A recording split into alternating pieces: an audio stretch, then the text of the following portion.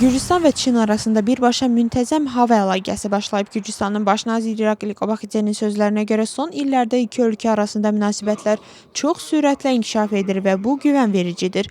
Baş nazir bildirib ki, birbaşa müntəzəm avia reyslərin başlaması Gürcüstan və Çin arasında strateji tərəfdaşlığın növbəti mühüm nəticəsidir.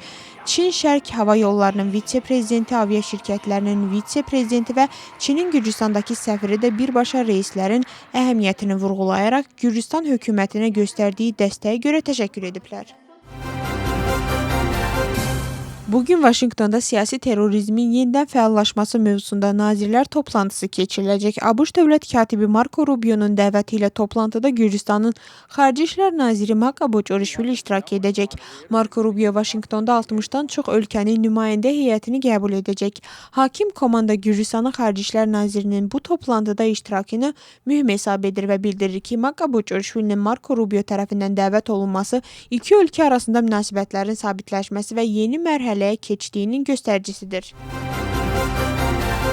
Bugün Türkmenistan prezidenti Serdar Berdiməhəmmədov rəsmi səfərlə Gürcüstana gələcək. Onun qarşılanma mərasimi saat 11:30-da prezident sarayında keçiriləcək. Səfər çərçivəsində Türkmenistan prezidenti ilə Gürcüstan prezidenti Mixail Qavelaşvili arasında təkbətək görüş baş tutacaq. Tərəflər iki tərəfli əməkdaşlığın genişləndirilməsi perspektivlərini və regional gündəlikdəki məsələləri müzakirə edəcəklər. Milli Hərəkat Partiyasının müxalifət alyansında qalib olmayacağı hələ də məlum deyil. Alyansdakı partiyalar arasında fikir ayrılığı dərinləşib. Axali Partiyası bu prosesi normal hesab edir və yaxın günlərdə görüş keçiriləcəyini bildirir.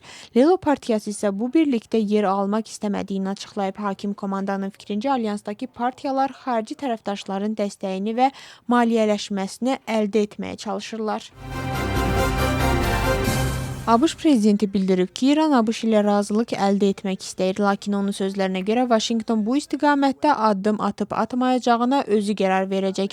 Donald Trump qeyd edib ki, İran ABŞ-ın hərəkətlərindən narazıdır və əlavə edib. Tehran düzgün davranmalıdır. O bildirib ki, əgər razılaşma əldə olunmasa, ABŞ işi sona çatdıracaq.